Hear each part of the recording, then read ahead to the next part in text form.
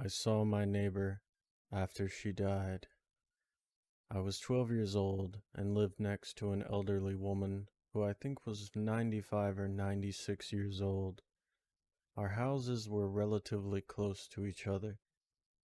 Every day she would go outside and sit on her porch and would wave at me when I got home from school.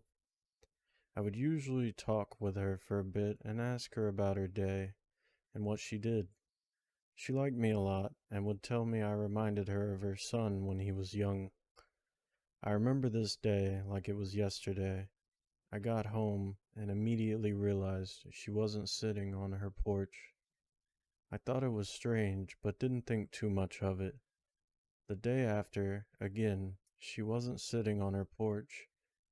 I went on with my day, and around 6 p.m., I went to knock on her door to check on her. I knocked and looked through the glass on her windows and saw someone walking towards the back of the house. I couldn't make out the clothes she was wearing, but it looked like the end of a white robe. I kept knocking for about 10 minutes before, like an annoying 12-year-old, unlocking the door with the keys she gave me, and entered her home. It was eerily quiet in her house, not a sound, but it was stupid cold in there. I entered and looked around before I yelled out, "Miss Mackenzie, are you okay?" I waited for a response and heard a very faint yes. The thing is, it didn't sound like her. I was about to go to her room before I had this feeling of dread and decided to leave her house and locked it up.